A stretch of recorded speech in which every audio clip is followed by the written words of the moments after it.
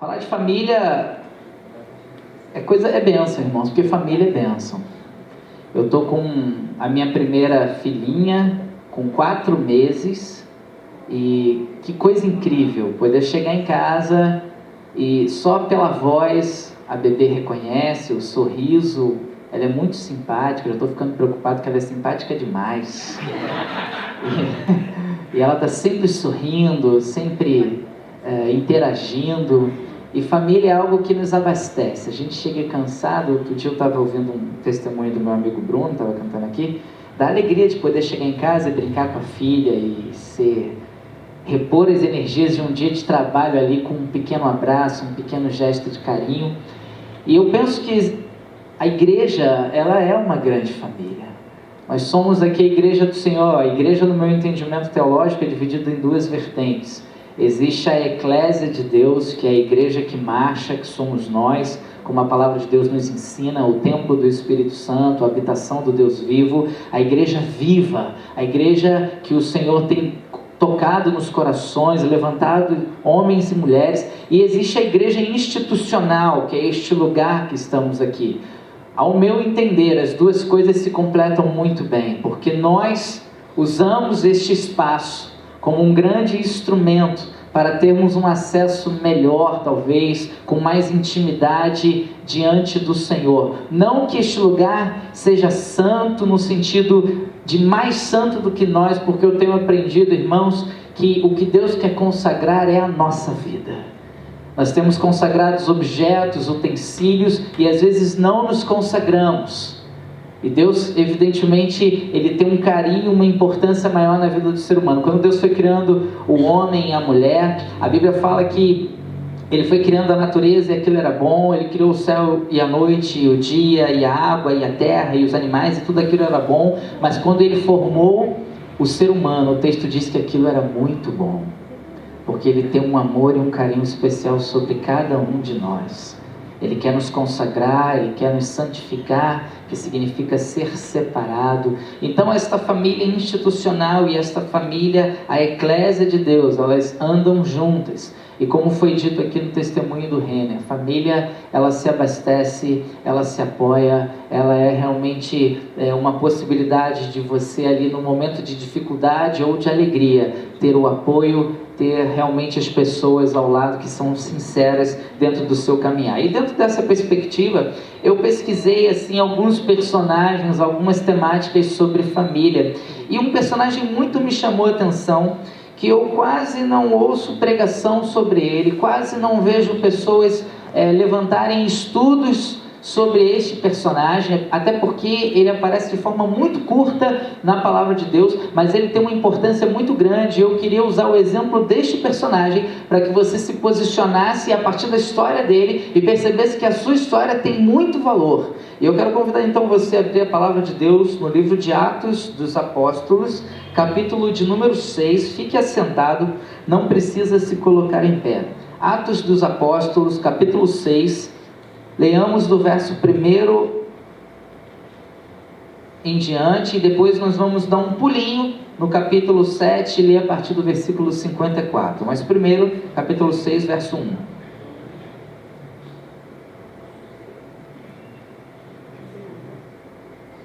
Do 1 ao 7. Atos 6, do 1 ao 7.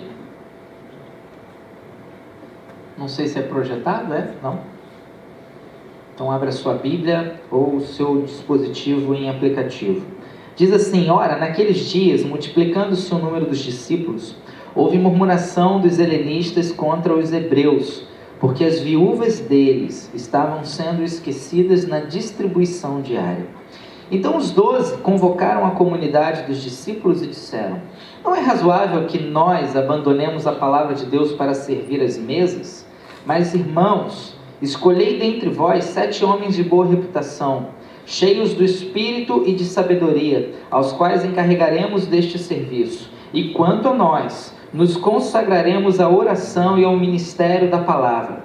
O parecer agradou a toda a comunidade e elegeram Estevão, homem cheio de fé e do Espírito Santo, Filipe, Prócoro, Nicanor, Timão, Pármenas e Nicolau, prosélito de Antioquia, apresentaram-nos perante os apóstolos, e estes, orando, lhes impuseram as mãos. Crescia a palavra de Deus, e em Jerusalém se multiplicava o número dos discípulos, também muitíssimos sacerdotes obedeciam à fé. Agora o capítulo seguinte, por favor, capítulo 7, verso de número 54.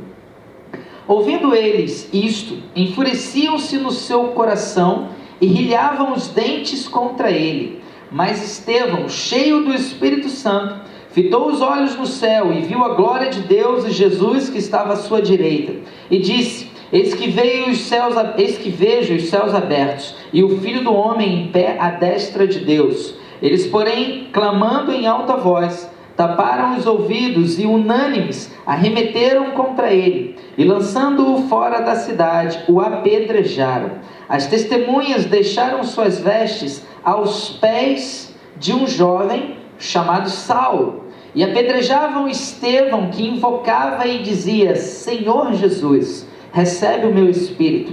Então, ajoelhando-se, clamou em alta voz: Senhor, não lhes imputes este pecado. Com estas palavras adormeceu, e Saulo consentia na sua morte. Palavras do Senhor. Amém? Estevão, que é o personagem escolhido para essa noite, para este momento, talvez o primeiro mártir da igreja.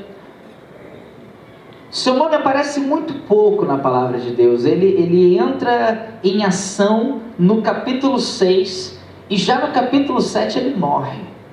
Personagem curtinho, personagem de uma aparição rápida, mas que não diminui a importância histórica, o exemplo de vida. Pelo contrário, o que nós lemos aqui do texto e que fala sobre Estevão nos dá uma possibilidade até profunda de meditarmos o quanto a nossa vida, o nosso trabalho na casa de Deus, ele é importante. E aí eu queria destacar algumas temáticas para você, alguns tópicos, e eu queria apenas abordar neste início dizendo que, amados irmãos, o seu valor, ele não está condicionado à sua popularidade. O fato de você vir à igreja, de repente você não dança tão bem como um adolescente, não toca ou canta tão bem como alguém do louvor, ou não prega tão bem como pastores e líderes, se é que nós pregamos bem. De repente o seu nome não é tão conhecido, de repente você é uma pessoa de uma condição humilde, uma pessoa de um nível escolar, infelizmente ainda inadequado diante de um país com desigualdade social, e talvez você se sinta pequeno, talvez você se sinta de uma popularidade reduzida. Eu quero falar que o seu valor, ele não está condicionado a isso, porque isso é o que o homem vê, mas o que Deus vê é muito diferente do que o homem vê. O homem, ele vê os trajes, os nossos títulos, mas Deus, ele sonda e ele enxerga quem nós somos por dentro, ele enxerga o nosso coração. E Deus, ele faz de você um instrumento dele em qualquer ocasião, local e trabalho. Seja o que você estiver fazendo, faça para a glória do Senhor. Eu me lembro uma vez que eu andava pelo Flamengo, na rua Senador Vergueiro, atual rua onde eu moro, e eu encontrei um senhor no chão chorando. E você encontrar uma pessoa de idade chorando, qualquer pessoa chorando já nos chama a atenção, mas um senhor de muita idade chorando, isso me deixou um pouco constrangido. E eu fui falar com ele, falei: está tudo bem, senhor? Ele disse: não, meu jovem, não está tudo bem. Eu moro em Petrópolis, a prefeitura de Petrópolis pagou uma cirurgia minha aqui no Rio de Janeiro. Eles pagaram a minha vinda, o processo cirúrgico, mas não pagaram nenhuma estadia e nem a minha volta. Então eu fiz a cirurgia, ele levantou a camisa cheio de pontos, todo rasgado, e eu estou agora na rua, porque eu recebi alta do hospital e eu não posso voltar para minha casa em Petrópolis, porque eu não tenho dinheiro, eu sou muito humilde, eu estou na rua há 2 dias. E eu falei: o senhor comeu alguma coisa? Ele disse: não, meu jovem, eu não comi nada. Tinha um boteco, irmãos, assim, aberto, aqueles com ovos rosa, né? aquele negócio assim. Eu falei, moço, me dá esse quibe. Ele falou, não é quibe não, bateu assim, eram moscas assim em cima do ovo, brincadeira. Mas tinha um boteco assim, e boteco vende rabada, vende... Já viu isso? Aquelas batatas que estão ali sei lá quanto tempo. E eu falei, se eu der esse negócio para esse senhor, ele vai morrer. Porque alguém pós-operado, né? Eu falei, moço, me vê só arroz, um pouquinho de arroz. Pega aquela batata lá do fundo e põe aí na quentinha também e tal. E uma água mineral. E eu dei para o senhor, ele bebeu, torcendo para ele não morrer na minha frente. Eu não sou médico, eu não sei se aquilo vai trazer alguma infecção. Ele comeu e ficou um pouco melhor, parou de chorar. Eu o levei para a igreja. Lá estava tendo um culto naquele dia à tarde. Eu falei, o senhor quer se higienizar, tomar um banho, ir ao banheiro? Ele falou, quero sim. Então eu providenciei roupas novas para ele. E ele foi lá e tomou um banho. Quando a pessoa toma um banho, ela se sente realmente melhor. E aí eu ofereci lá na igreja uma comida um pouquinho melhor, mas sempre com aquele medo, meu Deus, que essa comida não mate esse senhor, porque não sei se ele pode ou não comer. E aí ele comeu e eu providenciei a passagem de ônibus e peguei um transporte e fui com ele até a rodoviária e ajudei aquele senhor a subir no ônibus porque ele não conseguia andar muito bem. E quando eu o coloquei no banco do ônibus, ele começou a chorar profundamente. Eu falei, meu Deus, não leve esse homem agora, por favor, Senhor. Eu falei, Senhor, está tudo bem, por que você está chorando? Está doendo? Está com fome? O Senhor quer mais dinheiro? Como é que eu posso ser útil? Ele disse, não, querido, eu estou chorando porque alguém me amou e hoje eu vou voltar a dormir em casa. Irmãos, ninguém viu isso. Não houve nenhum tipo de autopromoção. Hoje eu conto como um testemunho, mas naquele período ninguém viu. E eu pude ser um agente abençoador. Eu nunca mais me esqueci da afeição daquele homem, do choro que ele teve dentro daquele ônibus e do sorriso que ele me deu quando eu perguntei se estava tudo bem. E ele falou, eu não estou chorando de dor, mas de alegria. Amém. É possível que você não seja popular, é possível que você não tenha um nome reconhecido, mas você pode ser um agente abençoador desta família aqui em Botafogo. Você pode executar a missão de Deus no teu ir e vir, no indo, no seu trabalho, na sua casa, pelas ruas. E esse texto que eu escolhi fala sobre Estevão.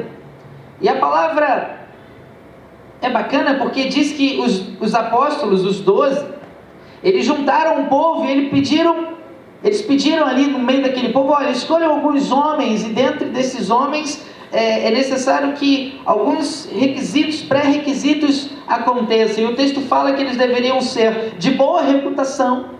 E eu acho que ter boa reputação é você ser honesto, é você ser solidário, é você ser responsável, é você ser amável, é você ser presente, é você ser exemplo. Isso é ter boa reputação. É muito ruim contar com alguém que você já sabe se esse alguém vai ou não aparecer. Não sei se você conhece alguém assim, mas eu conheço um monte. Pessoas que falam, não, pode contar comigo que amanhã eu vou estar lá. E aí chega amanhã, só está você sozinho. A pessoa não aparece. A pessoa, ela não se mostra solidária, não se mostra responsável, ela não é misericordiosa, ou seja, ela não se preocupa com a necessidade do próximo. O texto fala de pessoas cheias do Espírito. Irmãos, eu tenho aprendido que ser cheio do Espírito Santo de Deus é ter o poder do Altíssimo sobre nós. Eu não sei quantas experiências você teve com Deus, quantas coisas você já fez, mas eu tenho aprendido, irmãos, que a oração do justo, ela tem muito na sua eficiência.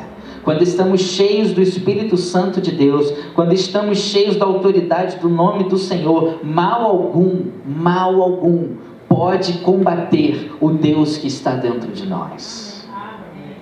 Ter autoridade, ser cheio de Deus. Uma vez eu estava saindo de uma igreja onde eu dirigi o louvor, e aí tinha uma mulher fazendo macumba na esquina. Aí Deus falou assim, fala de Jesus para ela. Eu falei, mas agora? Não pode esperar acabar o despacho, não. Vou interromper no meio. Ele falou, eu quero que você fale agora. Eu falei, sério isso? Ele falou, é. E aí eu fui lá, A moça ajoelhada, assim, eu toquei no ombro dela. Moça, imagina a pessoa fazendo macumba no meio da rua e ser interrompida por alguém. Eu nunca vi isso, mas estava eu lá interrompendo a cidadã. Moça, ela me olhou tão assustada, ela ficou mais assustada do que eu. Ela falou: o que você está fazendo aqui? Eu falei: calma, moça, ambos estamos assustados nessa hora, mas eu vim aqui para dizer que Jesus te ama, e o que está em mim é maior do que este que você está servindo, e Ele pode transformar a tua vida. Ser cheio do Espírito Santo é ter ousadia. Ser cheio do Espírito Santo é ter autoridade. É você impor as mãos e enfermos serem curados. É você, como o pastor Gustavo disse, visitar pessoas em hospitais, orar e de repente trazer notícia neste altar que a irmã, não me recordo o nome dela, já está melhorando, porque a ação de Deus está acontecendo, porque onde 2 ou 3 estiverem reunidos, ali o Senhor estará presente. E uma igreja que ora, irmãos, é uma igreja poderosa. De vez em quando, lá na igreja eu vou começar o culto e eu começo a orar e eu não fico restrito à nossa igreja local. Eu começo a dar nomes das igrejas ao redor.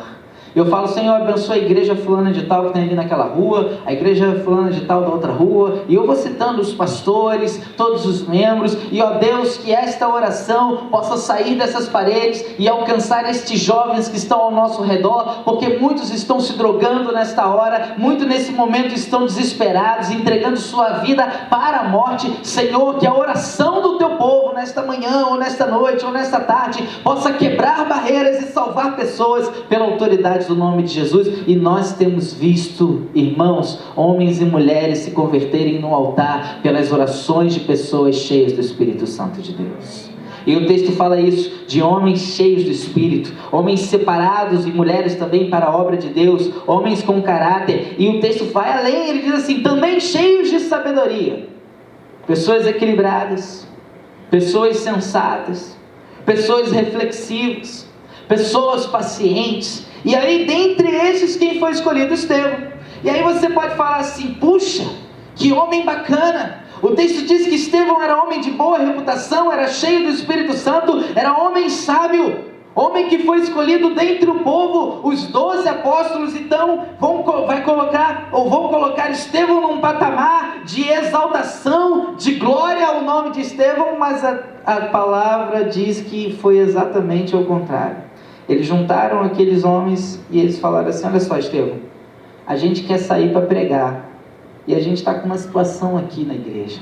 Tem umas viúvas aqui que elas estão com fome, elas não têm onde morar, elas não têm direito que vestir. E na cultura judaica, irmãos, mulher sequer era contabilizada. Quanto mais se ela tivesse alguma doença, ou se ela ficasse viúva, ou se ela fosse pega em adultério, ou seja lá o que for, tudo o que pudesse trazer um detalhe que não fosse de uma estrutura básica, a mulher na cultura judaica, ela era colocada à margem da sociedade, ela era colocada num nível inferior.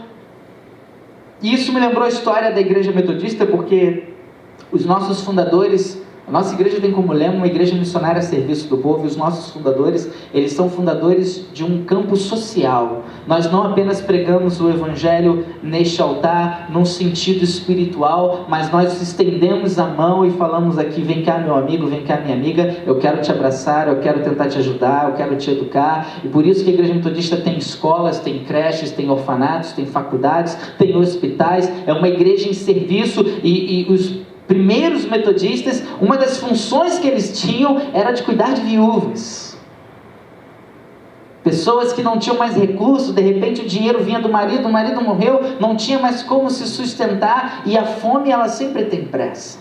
E eu fico imaginando Estevão todo feliz, todo orgulhoso: puxa, fui escolhido, fui votado, e agora para onde eu serei encaminhado? E aí os discípulos: vem cá meu filho, eu vou te levar numa salinha ali nos fundos, onde ninguém quer entrar, está meio fedido lá aquele lugar, porque está cheio de viúva ali, que estava mendigando há pouco tempo, e elas estão famintas, estão sujas, e olha, resolve lá, tá? Arruma uma máquina de lavar para lavar a roupa delas, arruma umas roupas novas, vai na cozinha, prepara sempre um alimento para elas. Este é o teu chamado missionário, este é o chamado que Deus colocou na tua vida. Ninguém está te vendo, ninguém está te reconhecendo, ninguém está te exaltando, não tem você popstar, aparecendo em outdoors, aparecendo em imagens. Não tem nada disso. Ninguém nem sequer vai saber que você talvez esteja fazendo essa função. Mas isso é de tamanha importância, porque se você cuidar dos nossos aqui, a gente tem a condição de sair pelo mundo afora, pregar o Evangelho, até aquela igreja lá em Botafogo. Isso me chamou muita atenção, porque eu falei assim, puxa, que coisa incrível.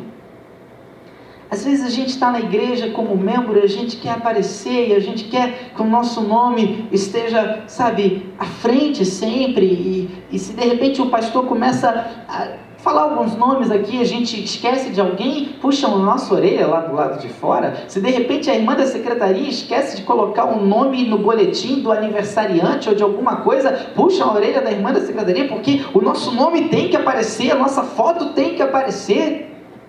De vez em quando eu me pego assim, olhando lá no boletim, deixa eu ver se é uma foto minha, misericórdia. Outro dia saiu uma foto desse tamanho, mano. Eu já sou pequeno, imagina desse tamanho na foto assim. Eu falei, opa, olha eu ali. Estevão foi encarregado de viúvas, o bastidor da missão, o setor que ninguém quer, o anonimato. Estevão, um grande homem de Deus. Este personagem cheio do Espírito, esse personagem pouco registrado, esse personagem chamado para resolver problemas, esse personagem que teve uma carreira curtíssima, trabalhou sem popularidade, trabalhou de forma talvez sem estrutura, mas o segundo texto que nós lemos, no momento onde ele estava sendo ali desafiado, questionado contra os perseguidores, contra homens e mulheres que não desejavam o crescimento do cristianismo, a palavra de Deus fala que durante a morte de Estevão, no momento em que ele estava sendo apedrejado, neste caminho de morte, o texto diz que Estevão não chorou. Pelo menos eu não encontrei isso em lugar nenhum. O texto diz que Estevão não murmurou. Eu não li isso também em lugar nenhum da palavra de Deus. O texto fala que Estevão não questionou. O texto diz que Estevão não fugiu. O texto fala que Estevão não negou. E ele poderia ter feito tudo isso, irmãos, porque ele poderia falar assim, ei, peraí, não me pega não, eu sou só aquele que cuida das viúvas lá num lugarzinho escondido, eu nem tenho tanta importância assim no crescimento deste movimento que está acontecendo. Não. Ele se colocou no mesmo nível de qualquer outro cristão de sua época. Ele não negou o Senhor, ele não chorou, ele não murmurou, ele não questionou, ele não fugiu. A única coisa que Estevão fazia era olhar para o céu e ver a glória de Deus. Amém. E aí eu pergunto para você, nesta troca de olhares, de visualização, aonde o teu foco está? Nesta comunidade, como membro da família aqui em Botafogo, aonde o teu foco está? Para onde você tem olhado? Para a sua autopromoção ou para glorificar o nome de Deus? Pastor, eu trabalho na cozinha, glorifico o nome de Deus na cozinha, irmãos. Pastor, eu trabalho limpando assim, assado, glorifica o nome de Deus naquele lugar onde você limpa assim, assado. Se você perceber, cada detalhe desta comunidade tem uma importância incrível. Se você entrar no banheiro, o banheiro estiver sujo, não é desagradável. Se você for procurar um cafezinho na cozinha e não tiver, não é desagradável. Se você entrar nesta comunidade e está tudo sujo, tudo tumultuado, isto não é ruim. Perceba que cada zelador, cada funcionário, cada um que se preocupa em ligar e desligar, em preparar este ambiente, ele está fazendo isso pelo todo. E quando você o fizer, faça para a glória do Senhor. Mas ninguém me vê, eu chego mais cedo e eu saio mais tarde, eu estou parecido com esse Estevão, eu cuido de bastidores. Faça para a glória do Senhor, porque quando o mal chegar, quando os desafios chegarem diante de você, sabe para onde você vai olhar se você fizer para a glória do Senhor? Para o céu, de onde vem a tua salvação, e você vai ver o Filho de Deus sentado à destra de Deus Pai. Aleluia, glória a Deus. Irmãos, o texto diz que Estevão viu os céus abertos, viu o Filho do Homem ao lado de Deus, era pedra comendo e Estevão glorificando. Nós que moramos no Rio de Janeiro, eu gosto de ver as pedras como uma pedra portuguesa. Já viu pedra portuguesa? Tem pedra portuguesa para todo lugar, né? Aquela pedra com quina, né? Aquela ponta. Irmãos, eu não faço ideia do que é ser apedrejado. Não sei se alguém aqui já foi apedrejado, mas eu não tenho dimensão do que é pedra em cima de mim. Eu não tenho dimensão da dor. E eu fico imaginando, era pedra comendo, e Estevão cantando, glória a Deus por suas maravilhas. Olha que coisa incrível! O homem sem nome, o homem de uma história pequena na Bíblia, um homem talvez sem uma expressão como tantos outros personagens, mas que glorificava o nome do Senhor, enquanto as adversidades vinham diante dele.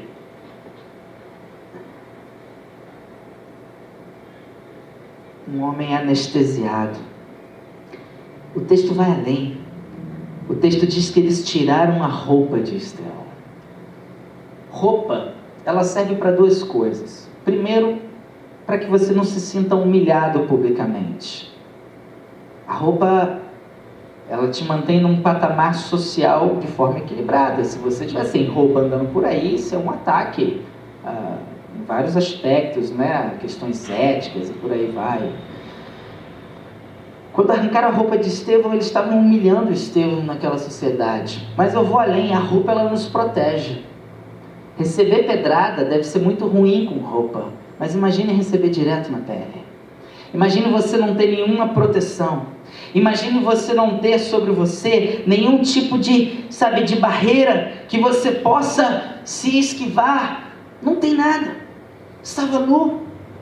As pedras vinham na cabeça, ele tampava a cabeça glorificando o nome de Deus, e aí as pedras batiam nas pernas, ele tampava as pernas e a cabeça ficava descoberta, e era assim, era pedra atrás de pedra, e Estevão olhando para o céu e vendo o Filho do Homem sentado à destra de Deus Pai, e dizendo glória a Deus, glória a Deus e glória a Deus. Senhor, tem misericórdia desses homens, Senhor, recebe o meu espírito.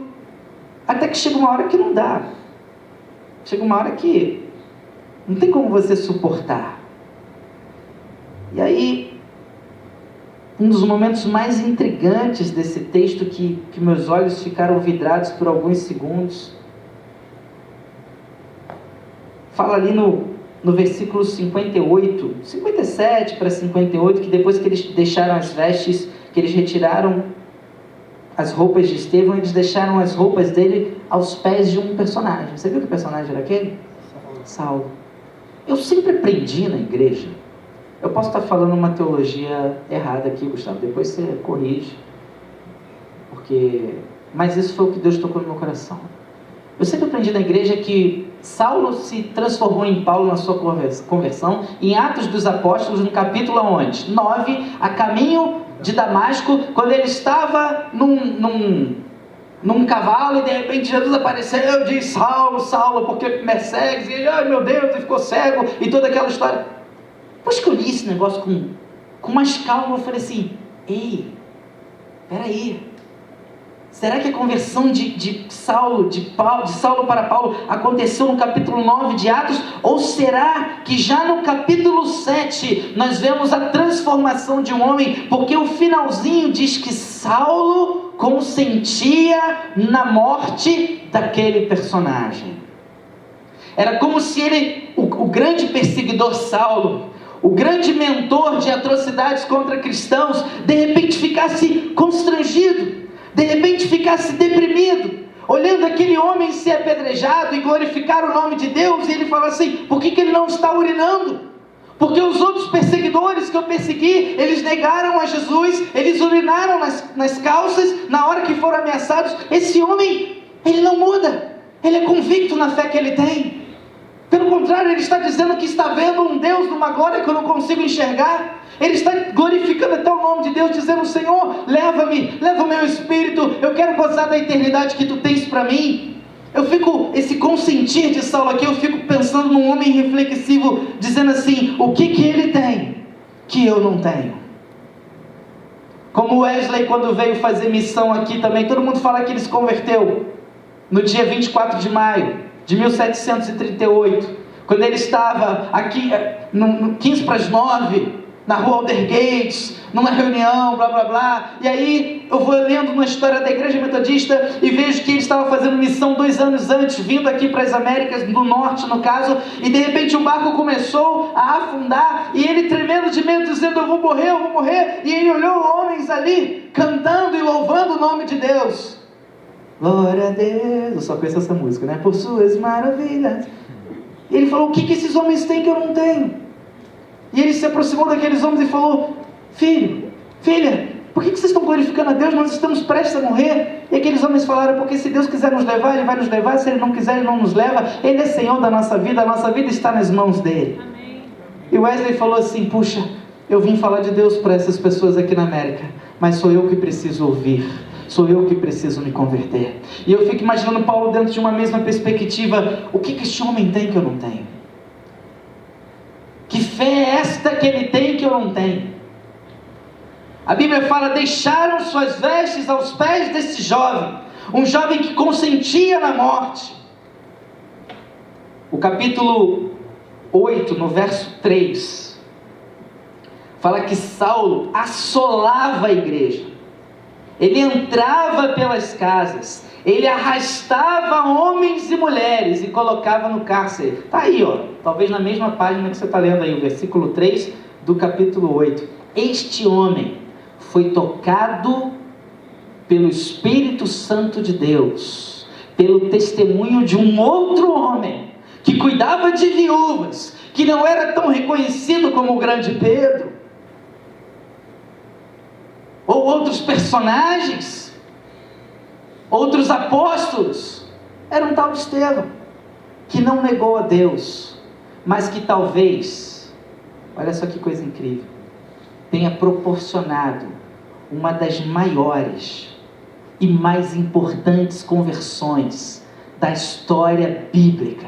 Porque Saulo, depois que se transformou em Paulo, talvez tenha sido um dos maiores e melhores missionários que a igreja primitiva já teve.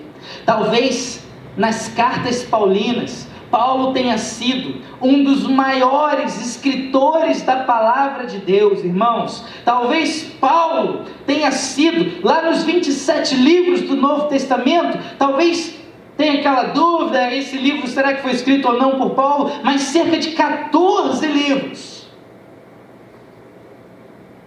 Tem como Paulo o personagem, o escritor, o mentor, um homem que Martinho Lutero se embasou. A palavra de Deus diz que o soli fide de Martinho Lutero, baseado na ideia de que Paulo, no conceito de salvação através da fé, onde Paulo entendeu certas coisas que a igreja não estava compreendendo. Irmãos, na minha humilde ótica, quando eu chegar no céu, alguns personagens eu quero cumprimentar, e um deles é o apóstolo Paulo, porque ele poderia ter continuado um opressor. Certamente ele tinha uma estrutura familiar, certamente ele era uma pessoa com condições financeiras muito boas, equilibradas, e ele abriu mão disso para servir a Deus. Ele abriu mão disso. Alguns textos, como em Coríntios e demais lugares, fala que Paulo, não sei se você já leu isso, não vou ler isso hoje não, mas fala que Paulo, ele já teve a quarentena -1 algumas vezes. Sabe o que é isso? É aquela chicotada que Jesus tomou antes de ser crucificado, onde os romanos colocam na ponta do chicote um ferrinho com garra, e quando você dá chicotada na pele, aquilo agarra na pele, e quando você traz de volta, ela arranca a pele. São 39 vezes isso. A Bíblia fala que Paulo ficou na voragem do mar algumas noites. Eu também nunca naufraguei, não quero. Gosto de nadar, mas não sou um exímio nadador, não tenho nenhuma necessidade de ficar boiando no mar, pensando se tem um tubarão embaixo de mim querendo me comer. E a Bíblia fala que Paulo passou por isso. A Bíblia vai além, diz que homens bateram nele, apedrejaram ele, roubaram suas roupas, ele andou nu. E ainda assim, ele continuou divulgando o reino de Deus, ele continuou levando a palavra de Deus. Sabe por quê, irmãos? Porque há algum tempo, há alguns meses, há alguns anos, um personagem desconhecido que cuidava de mulheres desconhecidas em um quartinho talvez fedorento, foi testemunho de vida, e aquele homem que se converteu ao Senhor Jesus, através daquele personagem sem nome, que hoje nós lemos, é Estevão, mas que talvez para aquela comunidade não tivesse nenhuma importância, e se tornou um dos maiores missionários que a palavra de Deus nos diz e nos mostra.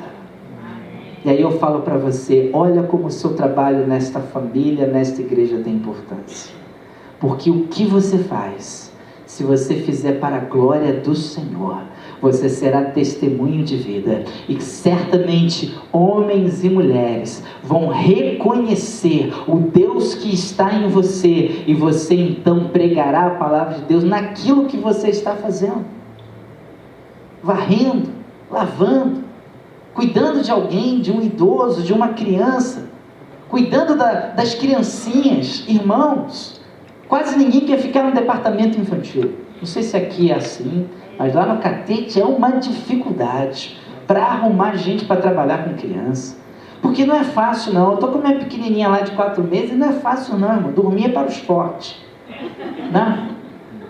Ou melhor, para os fracos, né? Dormir, nem sei direito mais o que é ter uma noite assim de sono babando, sabe? Aquela coisa que tu, ou dormir são como se não houvesse amanhã. Não existe isso, não existe. Você dorme tenso. Pai de primeira viagem, então fica vendo se está respirando. Misericórdia, né? Já viu isso? Fica olhando assim, será que está... Dizem que quando nasce o segundo, o terceiro filho, está respirando, né? Nem vai ver, mas o de primeira viagem fica ali, olha para a barriguinha para ver se o movimento está. A gente não dorme. Um espirro que a criança dá, você pula da cama, engasgou, está bem, está viva, Jesus salva. Trabalhar com criança é difícil. Com o nosso filho é difícil, imagine com o filho dos outros.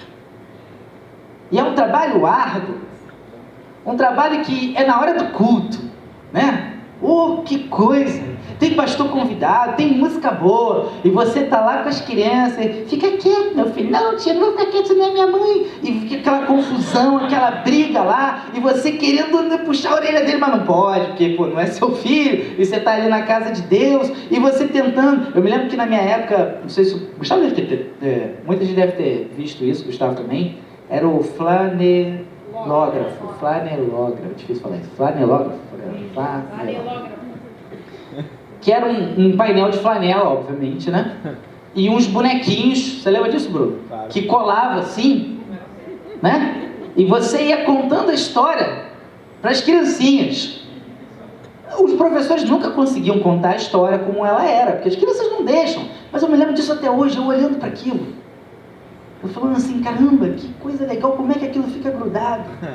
E mostrando a história, a Bíblia, os fatos, os detalhes, e todo domingo tinha escolinha, e tinha lanchinho, eu gostava de ir para lanchar, mas de alguma forma Jesus foi entrando no meu coração. Eu lembro da tia Miriam, a tia Miriam tocava o violãozinho, ela sabia tocar 3 acordes no violãozinho, era suficiente para mim. Eu não sabia tocar nenhum, na verdade, era uma criança, e ela foi me ensinando musiquinhas como tipo assim, vede cautelosamente vai um barquinho a vagar, e o vento que é o seu motor não deixa parar. Minha vida é assim também, não vivo no mar, mas vivo a vagar. Sou como um barquinho cruzador, mas quem me conduz é o Senhor. Nunca mais eu esqueci disso.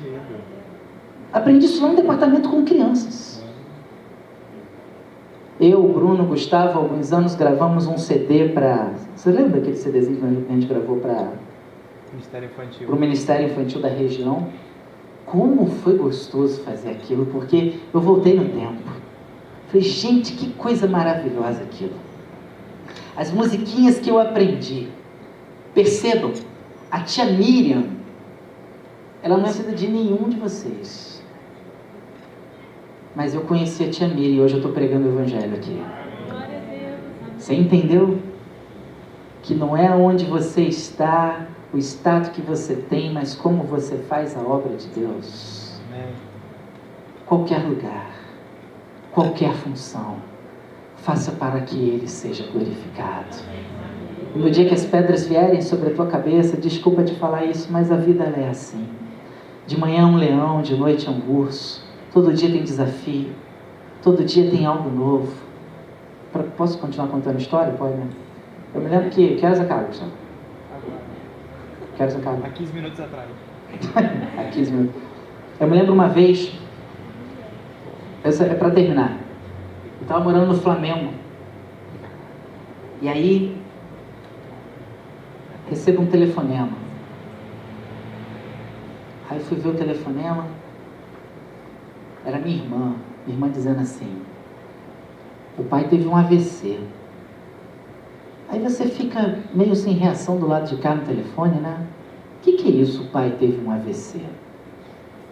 Para cada um de nós, aqueles que têm ainda seu pai ou sua mãe, ou que já tiveram, nossos pais são nossos heróis. São imbatíveis. Meu tio Antônio está passando por um momento de saúde, eu fico imaginando o Gustavo, até mesmo quando estava ainda em Paris, né? Imagina o sentimento de não conseguir fazer o que você gostaria de fazer, talvez pela distância. E eu falei, mas o que aconteceu? E ela contou uma história lá e nós descobrimos que ele estava com um problema grave no coração. Daqui a pouco eu recebo um telegrama. Telegrama da Polícia Federal. Eu falei, o que está acontecendo? Aí eu olhei assim, teve um problema lá no seu imposto de renda e você caiu na malha fina, compareça e tal. Eu falei, meu Deus. Então tá. Daqui a pouco o proprietário do lugar onde eu morava, isso tudo assim, mesma semana, mandou um e-mail para mim: olha, a gente quer o apartamento de volta, porque a dona tem uma filha que está vindo não sei de onde, ela vai botar a filha aí, então vocês vão ter que sair até tal.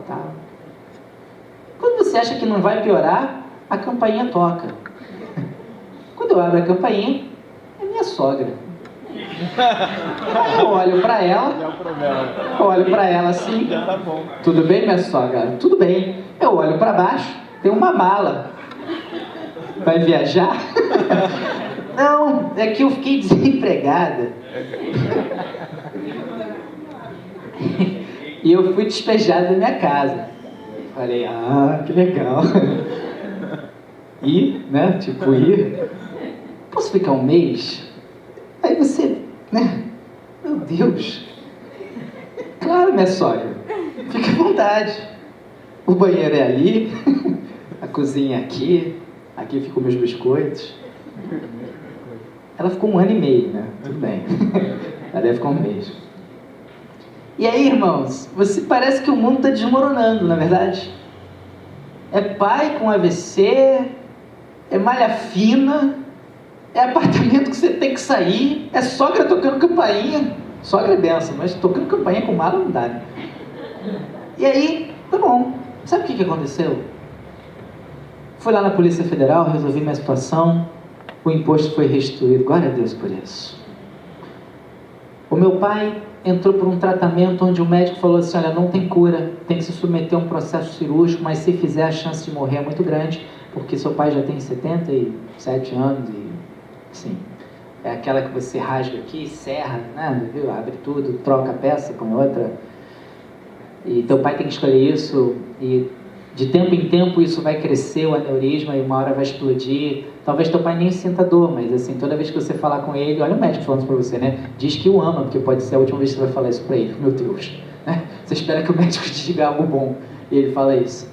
E aí nós fizemos tratamento e remédio, e todo mês um acompanhamento, até que uma oportunidade o telefone tocou. E era o médico, ligou pra mim. E aí você fica preocupado, né? Oi, doutor, tudo bem? Tremendo do lado de cá. E ele falou assim: oi, tudo bem? Você é o filho do Jonas, né? O professor. Não, olha só, eu tô com os exames novos do seu pai aqui. Eu não sei o que está acontecendo não, mas o problema dele parou. Amém.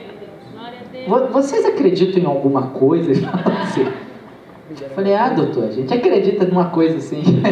Então, olha só, agradeça essa coisa, porque o teu pai não morre mais disso. Ele morre de outra coisa, mas não morre disso. Eu me mudei para um apartamento melhor. Fui para um lugar maior, pude ter uma chance de crescer a família com minha filha tem um quartinho agora só para ela. Minha sogra arrumou a casa dela, louvado seja o nome do Senhor Jesus Cristo, que reina sobre o céu e terra e mar. Está lá na casinha dela, aparece lá de vez em quando, ô minha sogra querida, mas está lá na casinha dela. A verdade é que Deus, Ele cuida dos seus. Amém. As aflições, as pedras, elas vão aparecer. É um telegrama, isso nem existe mais, né? É um e-mail, é uma mensagem de WhatsApp, é um telefonema, é uma campainha, mas tem de bom ânimo. Amém, Jesus. Olhem para o céu de onde vem a salvação. Sejam Estevão na história da família desta igreja. E vocês vão converter muitas pessoas sem precisar abrir a boca, mas pelo testemunho de cada um. Que Deus abençoe em nome de Jesus. Amém. Glória a Deus.